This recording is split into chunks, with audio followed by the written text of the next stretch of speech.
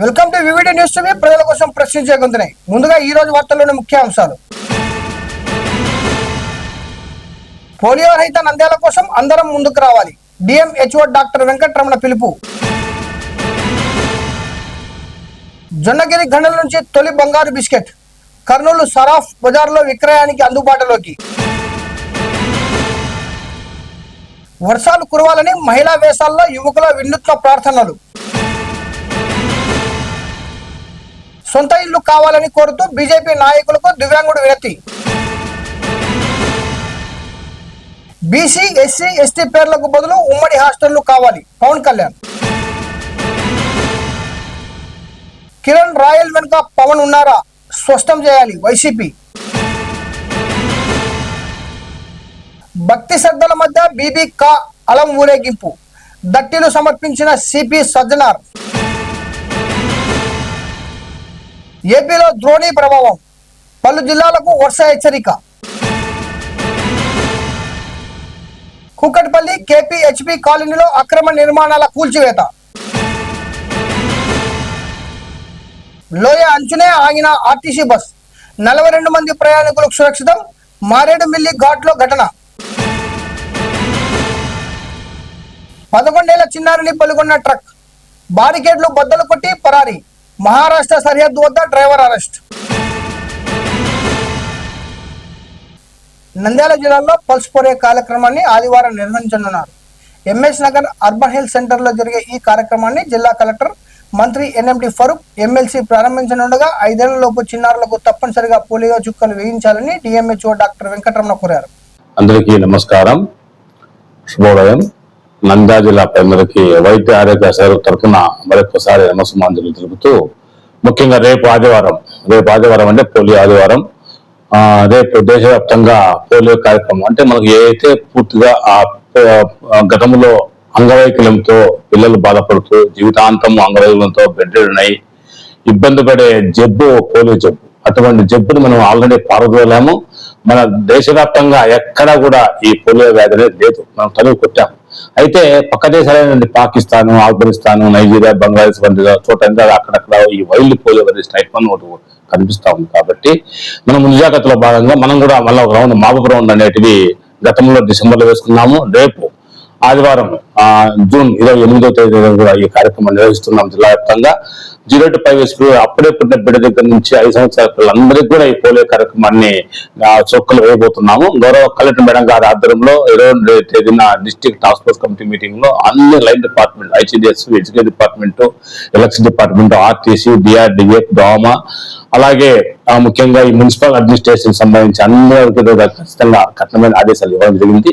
అందరూ కూడా ముఖ్యంగా మండల లెవెల్ టీం, ఎంఆర్ఓలు, ఎంబీఓలు, మెడికల్ ఆఫీసర్లు, అగ్రికల్చర్ ఆఫీసర్లు, మండల టీం అందరూ కూడా ఈ కార్యక్రమం పాల్గొనాలి. ఎవరికి ఎటువంటి లీవ్ లేవని చెప్పడం జరిగింది. ముఖ్యంగా మన జిల్లా చూసుకుంటే దాదాపు 13-20 బూత్లు, పోలింగ్ బూత్లు ఉన్నాయి. అలాగే దాదాపుగా మన జిల్లా 2,25,000 పిల్లలకు మనం రేపు చుక్కలు వేయబోతున్నాం. దీనికి సంబంధించి అన్ని ఏర్పాట్లు అరేంజ్ చేశాము. జిల్లా వ్యాప్తంగా ర్యాలీలు ఘనంగా నిర్వహిస్తూ ప్రజల్లో అవగాహన పెంచడానికి ర్యాలీలు నిర్వహించడము, అలాగే ముఖ్యంగా మీడియా ద్వారా కూడా ఖచ్చితంగా ఈ పోలింగ్ చుక్కలు రేపు గురించి అవగాహన కల్పించడం జరుగుతూ ఉంది. జొన్నగిరి బంగారు గనులో ఉత్పత్తైన తొలి బంగారు బిస్కెట్ కర్నూలులోని వెంకటాచలపతి సారాఫ్ బజార్లో స్థానిక విక్రేతల వద్ద అందుబాటులోకి వచ్చింది. దీంతో స్థానికంగా ఉత్పత్తి అయిన బంగారం విక్రయాలు ప్రారంభమైనట్లయింది. ఫస్ట్ గోల్డ్, సెకండ్ యూనిట్ కూడా స్టార్ట్ చేసినారు కదా మొన్న వచ్చి చంద్రబాబు గారు. అక్కడ మేనేజర్ ఉన్నాడు ఆయన రాజేష్ అని, ఆయన చెప్పాడు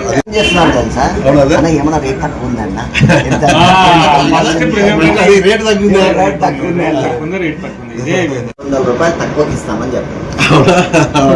అంతేలేండి, ఆఫర్ మంచి ఆఫర్ చేయించుకోవాలి. అదే అదే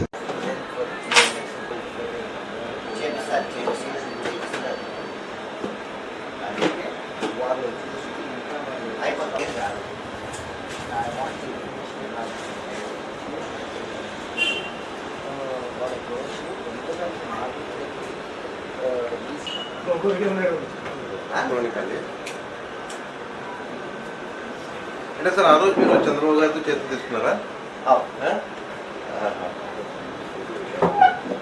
train Presentation is important.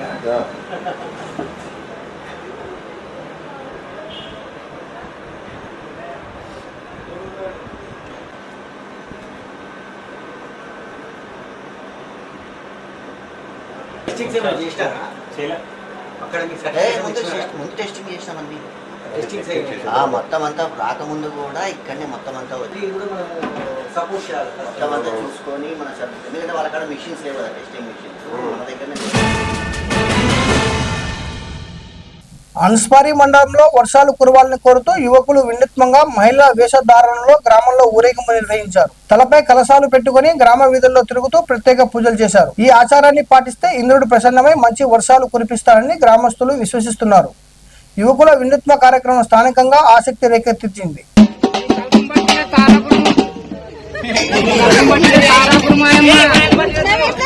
Tarapuram విడిచిపెట్టి వచ్చారమ్మ పెద్ద మొక్కనేది ఒకవేళమ్మా కలసం పట్టిండేది అరికేరాయమ్మ ఒకవేళమ్మ ఒరిలో చల్లడము చూసేది ఒకవేళమ్మా బాణం మోసిన దాని బొడ్డు నిజంగా ఒకవేళమ్మా కలసం పట్టిన దాని కంఠం నిజంగా ఈ పతివ్రతలు తీసుకున్నారమ్మయ్యమ్మ లేకని కబురు తీపు అన్ని పోతాయి చేరింగ్ పట్టుకోరు తీపు చేరింగ్ పట్టుకోరమ్మయ్యమ్మ ఒకవేళమ్మా ఏముతాను సత్యం ఉంటే ఒకవేళమ్మా ఒకవేళమ్మా ఆ బాణం మోసిండేది పింజరాయమ్మ ఆయమ్మ ఈ పతివ్రతలు అన్ని ఫుల్ పాటలు కొట్టి మట్టి ఎక్కువ వీటికి ఇయ్యాలమ్మా ఇగిలిస్తే నోటెక్క పెట్టేది ఒకవేళమ్మా బాణం మోసిన దాని బొడ్డ నిజంగా కలసం పట్టిన దాని కలసం నిజంగా నువ్వు ఆదోనికి పోయిందమ్మా ఆదోని సాయి చేసి చూసి నక్కో అంటాడు తురుకొల్లు. నంద్యాలలోని బీజేపీ కార్యాలయం వద్ద జన వారధి కార్యక్రమం శుక్రవారం నిర్వహించారు. స్థానిక జగజీవన్ నగర్ కు చెందిన దివ్యాంగుడు మహేష్ తనకు సొంత గృహం లేదని ప్రస్తుతం ఆవాస్ యోజన పథకం కింద తనకు ఇంటిని మంజూరు చేయాలని కోరుతూ వినతి పత్రాన్ని అందజేశారు. దివ్యాంగుడు అభ్యర్థన మేరకు తనకు సొంత గృహాన్ని మంజూరు చేసేందుకు ప్రభుత్వం దృష్టికి తీసుకెళ్లే కృషి చేస్తామని బీజేపీ నాయకులు అభిరుచి మధు హామీ ఇచ్చారు. ప్రతి వారం నిర్వహిస్తున్న జనతా వారధి కార్యక్రమంలో భాగంగా ఈరోజు జనతా వారధి కార్యక్రమానికి రాష్ట్ర మహిళా మోర్చా కార్యదర్శి స్వాతి గారు అతిథిగా రావడం, ఈ కార్యక్రమ కన్వీనర్ గా కశెట్టి చంద్రశేఖర్ గారు జిల్లా ప్రధాన కార్యదర్శి, అలాగే కో కన్వీనర్ గా పసుపుల రవీంద్ర కుమార్ గారు జిల్లా ఉపాధ్యక్షులు, వీరి సారథ్యంలో ఈరోజు కట్ట మహేష్ గారు వికలాంగులు అయినా కూడా వారికి ఉండడానికి నివాసం లేదని చెప్పి ప్రధానమంత్రి ఆవాస్ యోజన పథకం కింద ఇల్లు ఇప్పించండి అని చెప్పి వారు రావడం జరిగింది. వారి అర్జీని స్వీకరించడం కోసం స్వీకరిస్తూ వారికి సంబంధించిన మా నంబర్లు అన్ని ఇచ్చి ఇది పూర్తి వ్యక్తిగతంగా తీసుకొని మీకు ప్రభుత్వ స్థలంలో మీకు అనువైన చోట ప్రధానమంత్రి ఆవాస్ యోజన పథకం కింద లబ్ధిదారులుగా అయ్యేంత వరకు మా వంతు పార్టీ తరఫున మేము మీకు అండగా ఉంటామని చెప్పి చెప్పడం జరిగింది. బీసీ ఎస్సీ ఎస్టీ హాస్టళ్లు అనే విభజన కాకుండా అందరూ విద్యార్థులకు ఒకటే హాస్టల్ వ్యవస్థ ఉండాలని డిప్యూటీ సీఎం పవన్ కళ్యాణ్ అభిప్రాయపడ్డారు. దీనిపై స్పందించిన విమర్శకులు కేంద్రం మరియు రాష్ట్రంలో అధికారంలో ఉన్న ప్రభుత్వాలు ముందుగా రాష్ట్ర హాస్టళ్ల పేర్లలో మార్పులు చేస్తే ఆదర్శంగా ఉంటుందని సూచించారు. నాకు కులాలని గురించి మాట్లాడడం, వీటి గురించి మాట్లాడడం ఎందుకు మాట్లాడతానంటే మిగతా వాళ్ళు స్థాయి తగ్గిపోయి దిగజారుడుతనంగా ఇంకా మాట్లాడటం ప్రారంభించిన తర్వాత కరెక్ట్ చేయాలనిపించింది. ఒక జబ్బుని గుర్తించి జబ్బు కోసం మాట్లాడేవాడు, ఇది ఇబ్బందిగా ఉంది నేను కూర్చోబెట్టి ఎందుకు మాట్లాడుతున్నానంటే ప్రతి ప్రదేశాల్లో అంటే మీరు తీసుకెళ్లాల్సిన మెసేజ్ కూడా కింద స్థాయిలకి, మన క్షేత్రస్థాయికి నా కోరిక ఈ దేశంలో ఒక రోజున ఒక బీసీ హాస్టల్ అని కానీ, ఎస్సీ హాస్టల్ అని కానీ, ఎస్టీ హాస్టల్ అని కాకుండా పిల్లలందరికీ ఒకటే హాస్టల్ ఉండాలి. అలాంటి పరిస్థితి నేను కోరుకున్నాను, నా కోరిక. అంటే ప్రభుత్వాలే సంవత్సరాలుగా దశాబ్దాలుగా పిల్లలు మనం చిన్నప్పుడు మీరు ఊహించండి, మీరు ఒకసారి వెనక్కి వెళ్ళి చూడండి.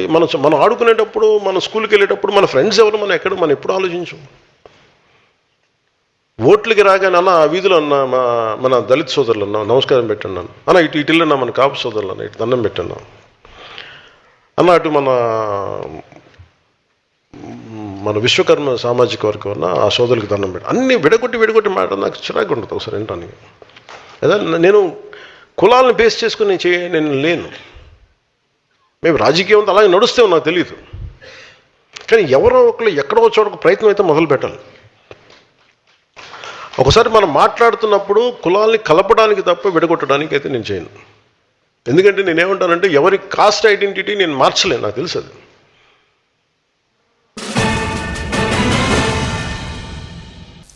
కిరణ్ రాయల్ వెనుక ఉప ముఖ్యమంత్రి పవన్ కళ్యాణ్ ఉన్నారో లేదో ప్రజలకు స్పష్టం చేయాలని వైసీపీ నేత మల్లం రవిచంద్రారెడ్డి డిమాండ్ చేశారు. ఈ అంశంపై జనసేన పార్టీ అధికారికంగా స్పందించాలని ఆయన పేర్కొన్నారు. వైఎస్ఆర్ కాంగ్రెస్ పార్టీ అధ్యక్షులు మాజీ ముఖ్యమంత్రి వర్యులు శ్రీ వైఎస్ జగన్మోహన్ రెడ్డి గారిని మొన్న ఒక యూట్యూబ్ ఛానల్లో నాగరాజ గారి ఇంటర్వ్యూలో కిరణ్ అనే వ్యక్తి చాలా వలగరగా, అసభ్యంగా, సభ్య సమాజం నవ్వుకునే విధంగా, సిగ్గుపడే విధంగా మాట్లాడినాడు. అతని వయసు, అతని క్యాడరు మరిచి ఒక రాష్ట్ర మాజీ ముఖ్యమంత్రి వారిని పుట్టుకుని గురించి మాట్లాడడం చాలా శోచనీయం. ఇలాంటి వ్యక్తి ఏమనాలో మాకు సంస్కారం అడ్డొస్తుంది కాబట్టి మేమేం మాట్లాడలేకుంటున్నాం. అతని సంస్కారం పూర్తిగా లేదు. మా భాషలో చెప్పాలంటే ఇడిచేసింది ఈదికి పెద్దలైతే అతను ఇడిచేసి ఉన్నాడు, ఈదికి పెద్దగా అయ్యాడు. అందులో ఎడవలేం కాబట్టి ఉన్నాం. అతను ఇక్కడికి వచ్చి పార్టీ జనసేన పార్టీలో లేడు, జనసేన తిరుపతి నియోజకవర్గం అంటాడు. కులం కానీ కులం అంటాడు, కాపు కులం అంటాడు. రాష్ట్రం నుంచి రాజస్థాన్ నుంచి వచ్చిన వ్యక్తి ఇక్కడ పెద్ద చిన్న తారతమ్యం లేకుండా ఒలగరగా ఇష్టం వచ్చేట్టు మాట్లాడతాడు. అడిగితే కూటమి ఉన్నాడు. దీనికి జనసేన అధినేత పవన్ కళ్యాణ్ గారు ఏమన్నా సపోర్ట్ చేస్తున్నాడా? సపోర్ట్ చేయకపోతే నానాజీ అనే వ్యక్తి మొన్న మా నాయకుడు జగన్మోహన్ రెడ్డి కూడా అలా ఎలా మాట్లాడుతున్నారంటే దీనికి వెనకాల ఆ పార్టీ సంస్కృతి, సభ్యత, సంస్కారం లేకుండా పబ్లిక్ లో మట్టుకు పవన్ కళ్యాణ్ గారు ఎలా అంటే అలా నీచంగా పద్ధతిగా మాట్లాడాలంటాడు. వెనకాల వాళ్ళ దగ్గర ఇలాంటి వల్గర్ లాంగ్వేజ్ మాట్లాడతారు. హైదరాబాద్ లో మొహరం 10వ రోజు నిర్వహించిన బీబీకా ఆలం ఊరేగింపులో వేలాది మంది భక్తులు పాల్గొన్నారు. చార్మినార్ వద్ద సిపి సజ్జనార్ దట్టిలు సమర్పించగా 2000 మందికి పైగా పోలీసులతో కట్టుదిట్టమైన భద్రత ఏర్పాటు చేశారు. ఊరేగింపుకు ముందు చార్మినార్ పరిసరాల్లో వర్షం కురిసింది.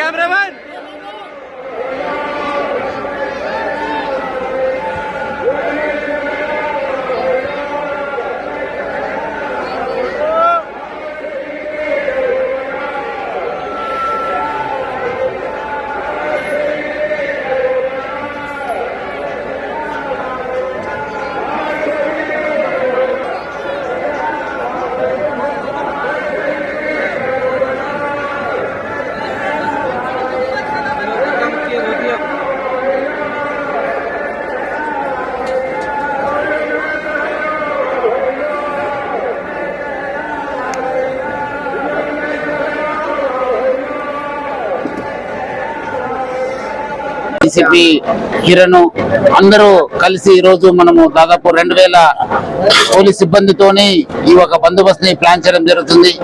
ఎటువంటి అవాంఛనీయ సంఘటన జరగకుండా ఏనుగు కూడా బాగా కోఆపరేట్ చేస్తూ ప్రొసెషన్ లో పాల్గొంటుంది. ప్రజలందరూ కూడా బాగా సహకరిస్తున్నారు. మనము ఈసారి ముందునే ఒక ట్రయల్ రన్ చేయడంతోనే బాగా స్మూత్ గా అయింది. అట్లానే మనము మన రోప్ పార్టీ పెట్టడం జరిగింది. Inner rope party, outer rope party, అట్లానే డ్రోన్స్ కూడా మనం యూజ్ చేయడం జరుగుతుంది. హార్స్ టీమ్ కూడా మనం యూజ్ చేశాను. జిహెచ్ఎంసీ, వాటర్ వర్క్స్, ఎలక్ట్రిసిటీ వాళ్ళందరూ కూడా సమయంతోనే ఈ ఒక ప్రొసెషన్ ని చాలా శాంతియుతంగా నడపడానికి మనము ఏర్పాటు చేయడం జరిగింది. ద్రోణి ప్రభావంతో ఆంధ్రప్రదేశ్లోని పలు ప్రాంతాల్లో భారీ వర్షాలు కురుస్తున్నాయి. కృష్ణా, ఎన్టీఆర్, ఏలూరు, పశ్చిమ గోదావరి, ప్రకాశం, నెల్లూరు జిల్లాల్లో మరో గంట పాటు ఉరుములు మెరుపులతో కూడిన వర్షాలు కురిసే అవకాశం ఉందని రాష్ట్ర విపత్తు నిర్వహణ సంస్థ తెలిపింది.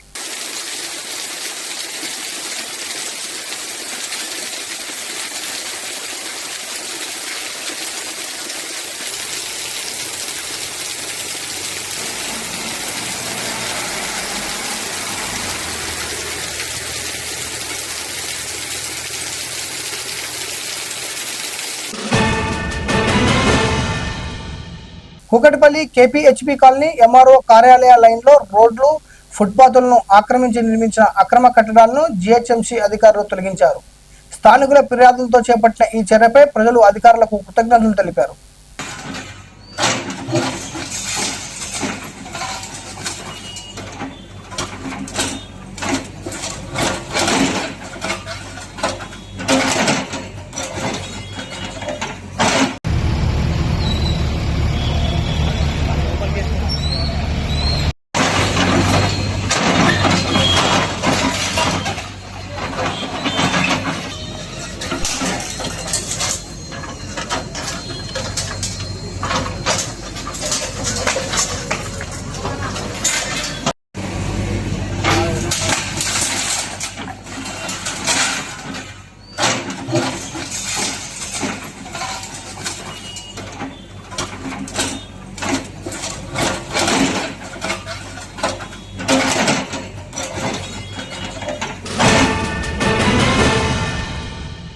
పోలవరం జిల్లా మారేడుమిల్లి ఘాట్లో ఆర్టీసీ బస్సు అదుపు తప్పి లోయ అంచు వరకు వెళ్లి ఆగిపోయింది.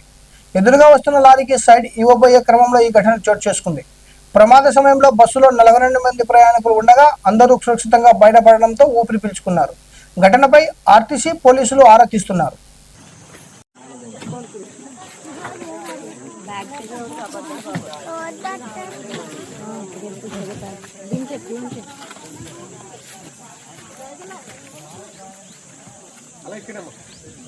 రోడ్డుకి అమ్మా ఎవరి బ్యాగ్లలో తీసుకోండి.